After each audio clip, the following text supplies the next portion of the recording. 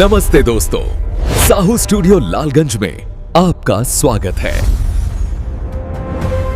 भी एक बलम है,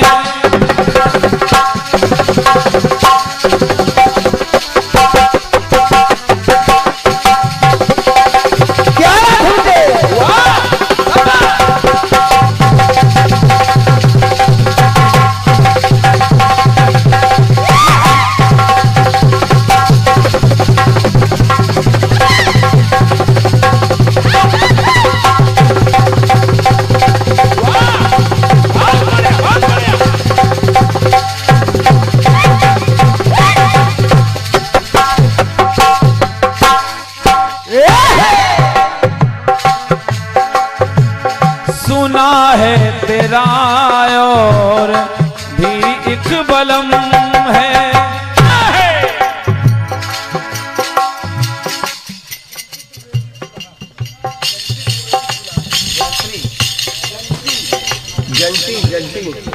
जंटी ये आदरणीय सम्मानित श्री जंटी त्रिवेदी जी छिवला आपकी तरफ से प्रदत्त हुई हैं 101 पद्म मुद्राओं का स्नेह। इन पंक्तियों पर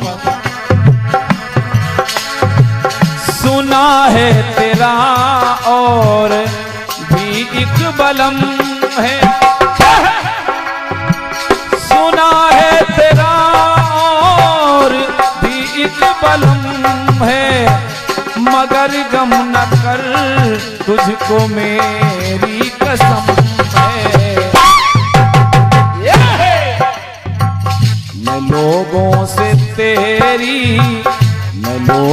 से तेरी शिकायत करूं तो, मैं लोगों से तेरी शिकायत करूं तो, ये मेरी शिकायत की तौहीन होगी। भरी रस्म में तुझसे, भरी रस्म में तुझसे रुसवा करूं तो, भरी रस्म में तुझसे रुसवा करूं तो, ये मेरी शराफत की तौहीन होगी। तेरी बेवफाई का शिकवा करूं तो, ये मेरी मोहब्बत की तौहीन होगी।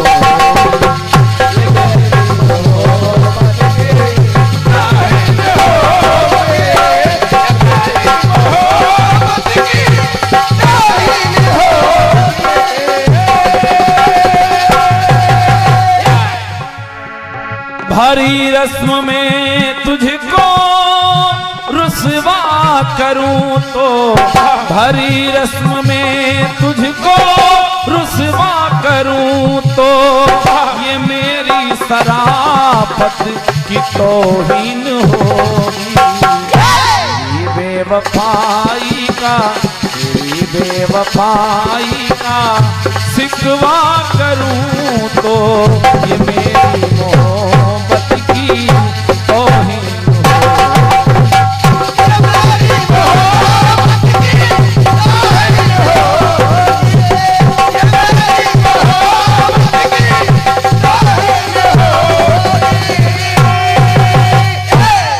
वाला जी। फिल्म के कलाकारों ने कह दिया कि मेरी मोहब्बत की तौहीन होगी। बहुत सारे कीर्तनकारों ने गाया तौहीन होगी, तौहीन होगी। किसी ने गाया कि तारीफ होगी, किसी ने गाया कि आनंद होगा। लेकिन एक बात मैं ला रहा हूं, अपने इस भारतवर्ष में वैदिक काल से बहुत सारे दानी हुए। एक ऐसे दानी जिनका नाम है राजा शिवी। उनकी दानता का परचम हर लोक में लहराने लगा। देवताओं को यह रास नहीं आया। वो विचार करने लगे कि आखिर कौन है ये राजा शिवी। एक देवता बन जाते हैं बाज, एक देवता बन जाते हैं कबूतर। दोनों चल पड़ते हैं राजा शिव की परीक्षा लेने। अब जब परीक्षा लेने चल पड़ते हैं तो देखिए एक बात निकल करके आ रही है। क्या?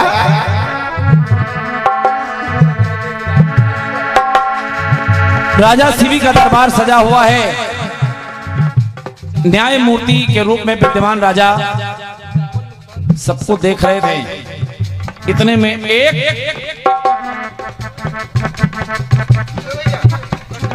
भैया एक मिनट रुक जाओ, उधर दे दो, अभी रुक जाओ, 2 मिनट बाद दे दो, 2 मिनट बाद। एक कबूतर आया और राजा शिव के चरणों में बैठ गया। कहा, राजन त्राहिमाम मेरी रक्षा करो, क्योंकि ये बाज मुझे खाना चाहता है। राजा शिवी ने कबूतर की तरफ दृष्टि डाली और फिर बाज को देखा। अब राजा शिवी सोच क्या रहे हैं, सुनिए। क्या?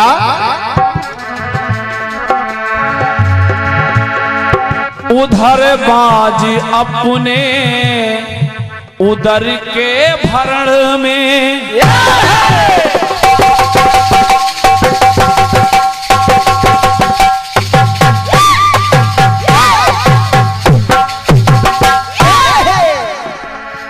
देखा राजा शिवी ने उधर बाज अपने उदर के भरण में, उधर बाज अपने उदर के भरण में। और लेकिन जब नीचे देखा, इधर ये कबूतर है मेरी शरण में। और विचार करने लगे, कहीं मैंने आहार, यदि कहीं मैंने आहार यदि उसका छीना, इसका उस बाज का, क्योंकि बाज कबूतर को खाना चाहता था। कहीं मैंने आहार यदि उसका छीना, तो उधर उस बेचारे को तकलीफ होगी।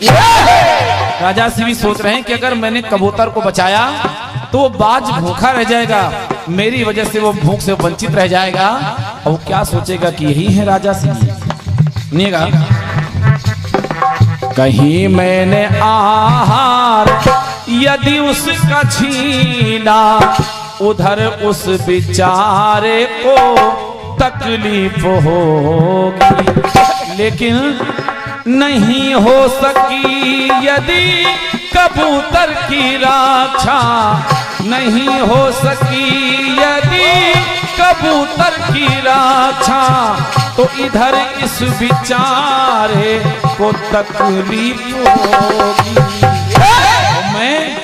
मैं तो राजा हूं, अगर कष्ट इसको, कबूतर को, अगर कष्ट इसको या उसको हुआ तो, यानी बाज को, अगर कष्ट किसी को या उसको हुआ तो उधर ये निश्चित है मुझको भी तकलीफ होगी।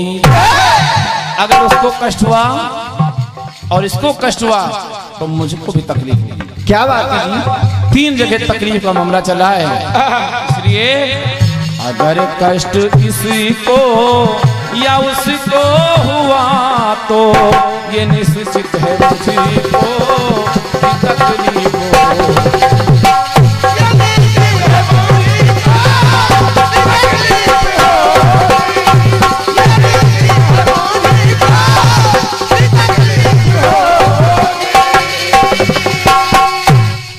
अब एक जगह और ला रहा हूं 3 तकलीफ। कैसे?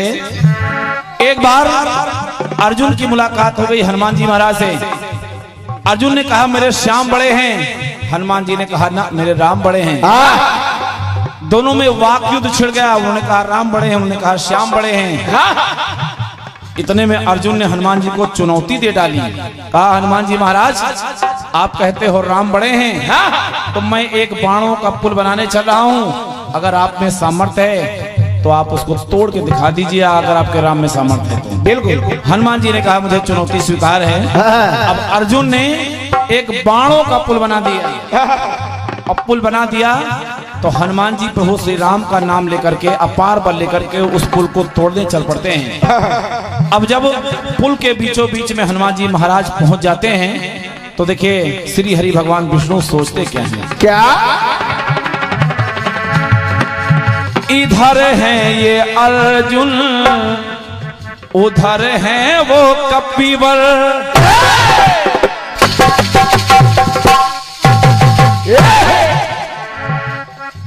इधर है ये अर्जुन उधर है वो कपिवर, इधर है ये अर्जुन उधर है वो कपिवर, और है मेरे लिए भक्त दोनों बराबर। और जब बराबर है मेरे दोनों भक्त तो सोच रहे हैं क्या कहीं से तू बाणों का, कहीं से तू बाणों का अर्जुन का टूटा, कहीं से तू बाणों का अर्जुन का टूटा, तो अर्जुन बेचारे को तकलीफ होगी। लेकिन जब बजरंग बली की तरफ दृष्टि डाली तो नहीं से तू बजरंग यदि तोड़ पाए तो अर्जुन तो बजरंग बेचारे को तकलीफ होगी।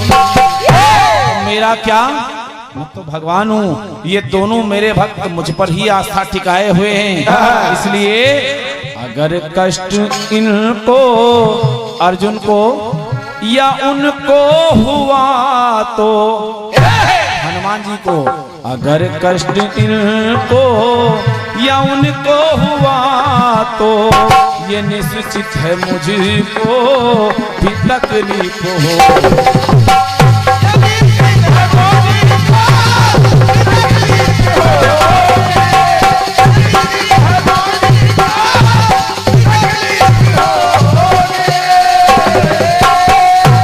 अंतिम बातें ला रहा हूं आदरणीय जनमानस। तकलीफ की जब बात चल रही है तो एक और तकलीफ सुनिएगा। उधर राजा शिवी को तकलीफ हो रही है क्योंकि कबूतर की रक्षा नहीं कर पाएंगे तो कबूतर को तकलीफ होगी, बाज भूखा रह जाएगा उसको तकलीफ होगी, इधर हनुमान और कृष्ण को तकलीफ। लेकिन आज एक तकलीफ ला रहा हूं, सुनिएगा। एक महात्मा जी जा रहे थे, उसी रास्ते से एक गाय निकल रही थी, वो गाय बेचारी दौड़ती दौड़ती दौड़ती दौड़ती चली आ रही थी। गाय जब निकली तो महात्मा जी से बोली कि महात्मा जी मैं इधर से जा रही हूँ, मेरे पीछे एक शिकारी पड़ा है, आप उसको मेरा पता ना बताइए। गाय निकल गई, शिकारी आ जाता है। शिकारी ने पूछा महात्मा जी आपने कोई गाय तो नहीं देखी इधर से जाते हुए? महात्मा जी सोच क्या रहे, क्या उधर गाय पर संकट भारी पड़ा है,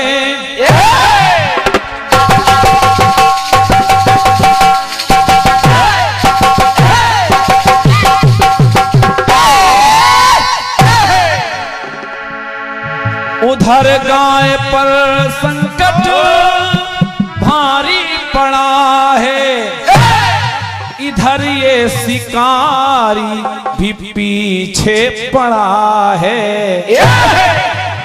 अब महात्मा जी सोच रहे हैं क्या कहीं जो पता गाय, कहीं जो पता गाय का इसको दे दूं तो उधर उस बिचारी को तकलीफ होगी। बेचारी गाय मारी जाएगी, कहेगी महात्मा जी की वजह से मेरी हत्या होगी। लेकिन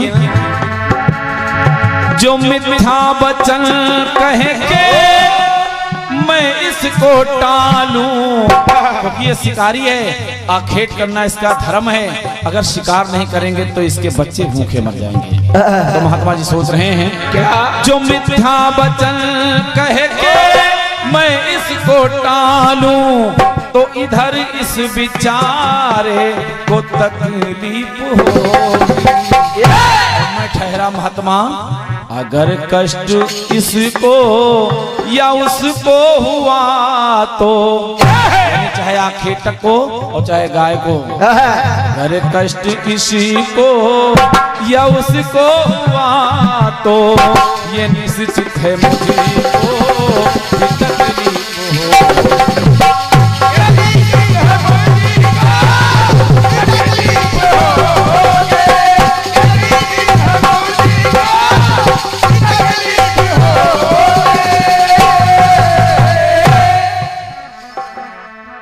ये निश्चित है मुझे को भी तकलीफ होगी।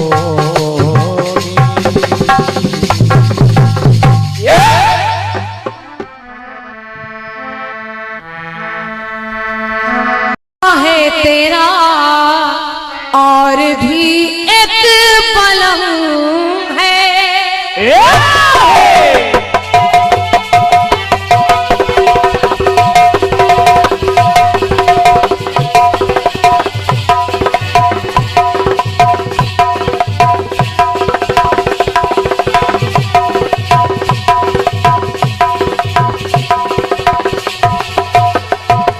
क्या बात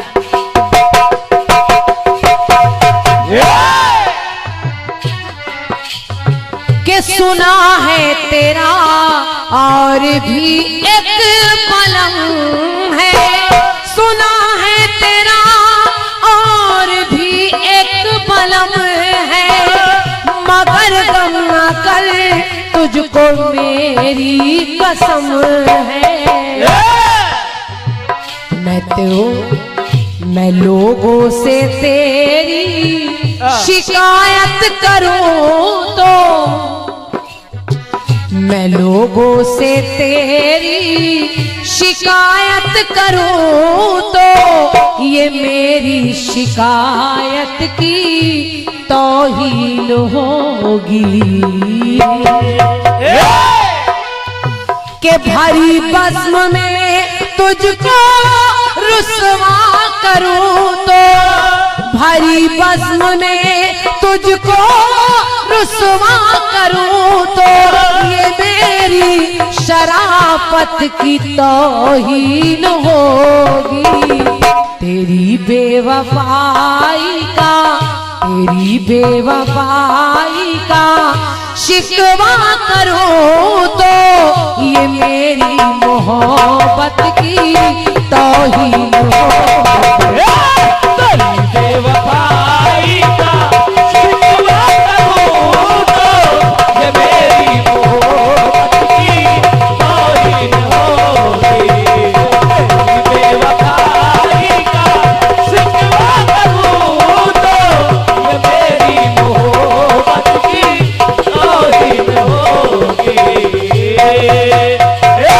राजू भैया, हमने तो हर बात का हंसकर दिया जवाब।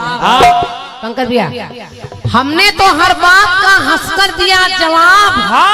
बेईमानी और अल्फाज का टुकड़ा नहीं फेंका और ठहरे हुए दरिया का सुकून देखकर मैंने, पत्थर तो बड़ी चीज है अभी पत्ता नहीं फेंका। हमारी तरफ से अभी ऐसा कोई गीत नहीं गया जिसका जवाब न बने, लेकिन आपने फेंका है पत्ता। न महफिल में होगी न मेले में होगी, ये आपस की बातें अकेले में होगी। तेरी बेवफाई का शिकवा करूं तो ये मेरी मोहब्बत की तौहीन होगी। तेरी बेवफाई का शिकवा करूं तो ये मेरी मोहब्बत की तौहीन होगी। अब आपने बड़ी चतुराई से बताया कि लोगों ने बहुत गाया अपमान होगा, किसी ने गाया सम्मान होगा, किसी ने कुछ गाया, किसी ने कुछ गाया, आपने गाया तकलीफ होगी। अब हम तकलीफ का जवाब तकलीफ से दे तो तकलीफ का जवाब तकलीफ से नहीं है। 45,000 के पनीर गांव वाले खा के तकलीफ तो हुए करी।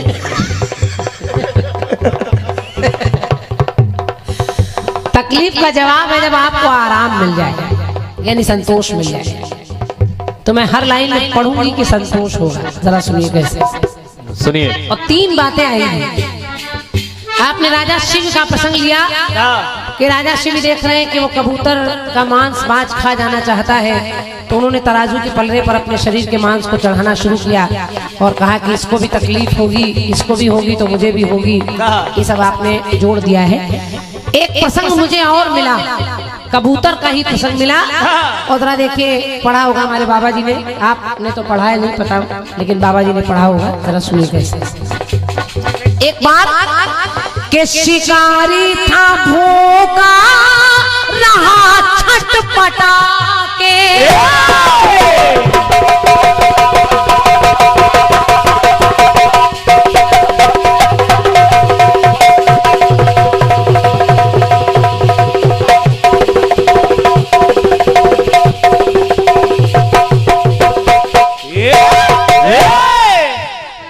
शिकारी था भूखा रहा छटपटा के, तो तरु के नीचे बैठा है अग्नि जला के। बहुत देर तक शिकार ढूंढता रहा, और जब कोई शिकार उसके पास उसको नहीं मिल पाया, नहीं मार पाया वो, तो उसने वहीं पेड़ के नीचे आग को जला लिया। आग जलाकर बैठा है ऊपर, उस पेड़ के कबूतर कबूतरी का जोड़ा बैठा है। उस कबूतर ने अपनी पत्नी से कहा कि व्यक्ति अगर भूखा हो तो उसका पेट भर जाना चाहिए। इसको आज शिकार नहीं मिला है, मैं चाह रहा हूँ कि मैं स्वयं कूद कर इस आग में गिर जाऊं और मैं जल जाऊं, ताकि इसका पेट भर जाए और मुझे भी अच्छा लगेगा कि मैं किसी के पेट भरने के काम आया। अब जरा देखिए, देखें, सुने। शिकारी था भूखा रहा छटपटा के, तो तरु के नीचे बैठा है अग्नि जला के।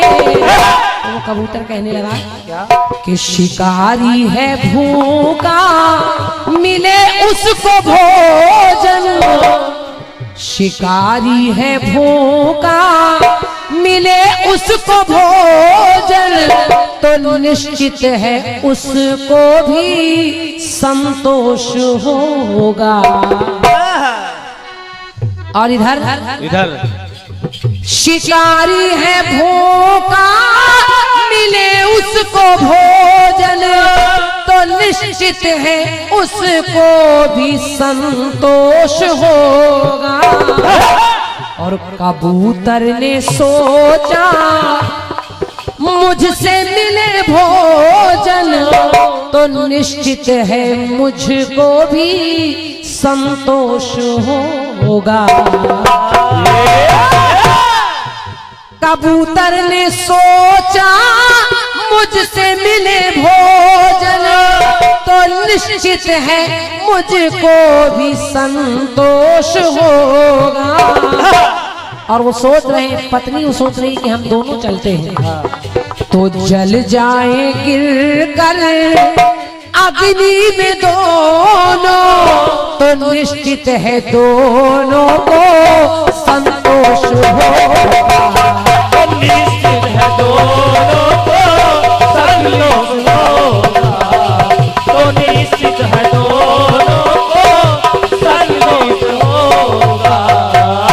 राजू भैया प्रयास देखिए, पहले उसको संतोष होगा, फिर केवल कबूतर को संतोष होगा, लेकिन वो पति पत्नी सोच रहे हम दोनों मिलकर अगर जल जाएं इसका पेट भरने के लिए, तो हम दोनों को संतोष होगा।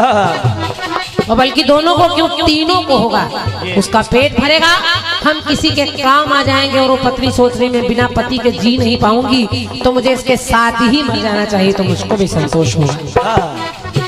कबूतर ने सोचा मुझको मिले कि मुझसे मिले भोजन, तो निश्चित है मुझको भी संतोष होगा।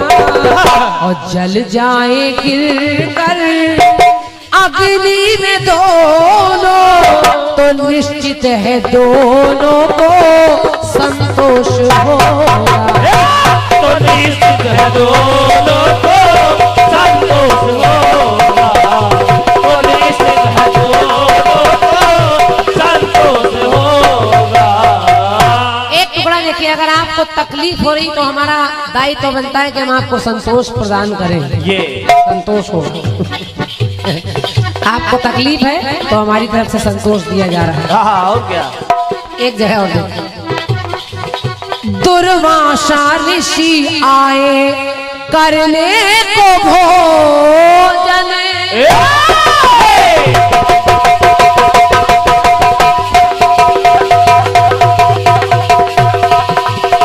क्या बात है बेटे, बढ़िया।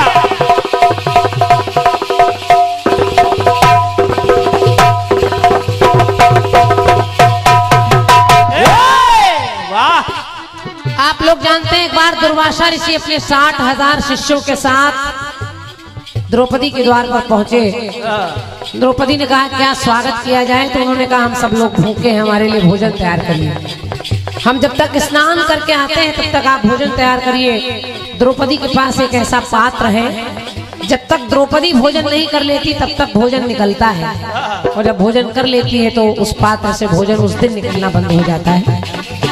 आज उसको अक्षय पात्र कहते हैं। अब द्रौपदी ने उस दिन भोजन कर लिया है, अब भोजन निकले कैसे? अब तो अगले दिन वो प्रक्रिया शुरू हो सकती है। द्रौपदी विचार करने लगी कि ऋषि भूखे ना चले जाएं। अतिथि देवो भव, मेहमान भगवान होता है और उसको खाली नहीं भेजना चाहिए, उसका पेट भर जाना चाहिए। ऋषि आ रहे होंगे तो द्रौपदी ने अपने भैया कन्हैया को बुलाया और उन्हें मनाया। कन्हैया आए, उन्होंने देखा है कि अक्षय पात्र में कहीं कहीं लिखा है शाक का तिनका लगा है, कहीं कहीं लिखा है चावल का दाना लगा है। उसको जब खा लिया, इधर कन्हैया ने खाया, उधर 60,000 शिष्यों सहित दुर्वासा का पेट भर गया। और इधर धन्यवाद, इधर द्रौपदी को भी संतुष्टि हो रही कि मेरे दरवाजे से कोई खाली नहीं गया। जरा सुनिए। तो दुर्वासा ऋषि आए करने को भोजन, के दुर्वासा ऋषि आए करने को भोजन, मगर द्रौपदी धो चुकी अपना बर्तन। सोच रही है मेरे तिनके, कन्हैया कहने लगे कि मेरे तिनका खाने से, मेरे तिनका खाने से मुनि जो पाए भोजन, तो निश्चित है उनको भी संतोष होगा। और अतिथि सेवा का इसका पूर्ण हो प्रयोजन, तो निश्चित है द्रौपदी को संतोष होगा। और अगर इन दोनों का, इन दोनों, अगर इन दोनों का के खिल जाएगा मन, तो निश्चित है मुझको भी संतोष होगा। तो निश्चित है वो दोनों का संतोष होगा। तो निश्चित है वो संतोष होगा।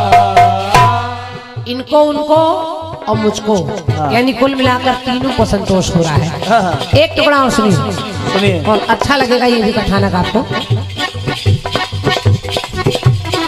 के सूरदास के उज्जवल मन के नैना,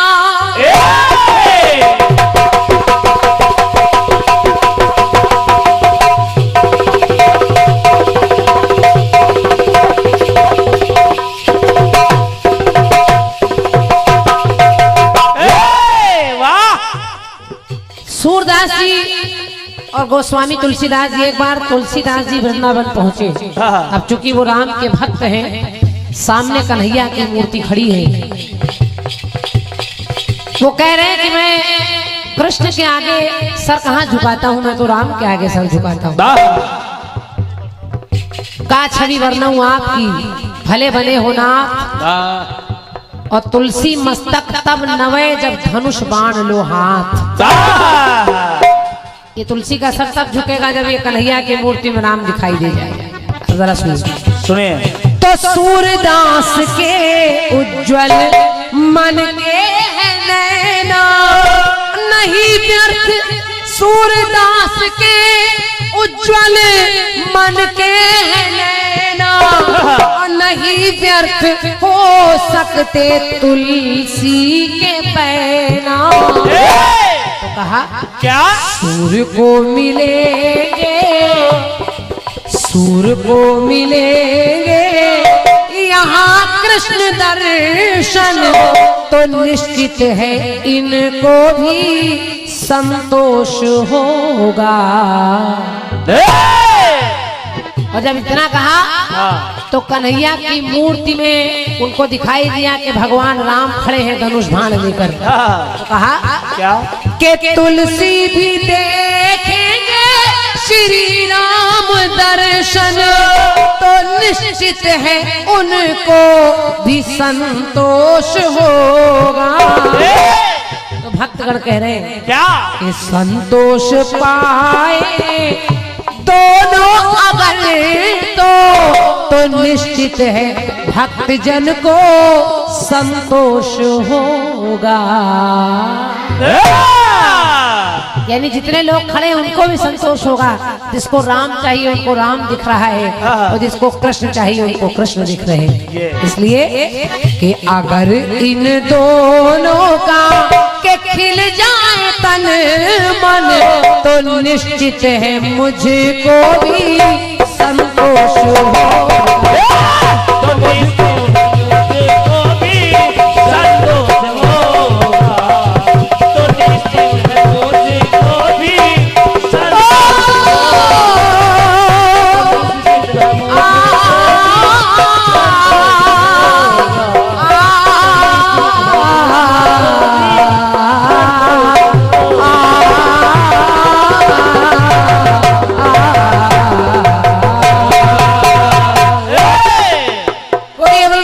बिहारी लाल की जय।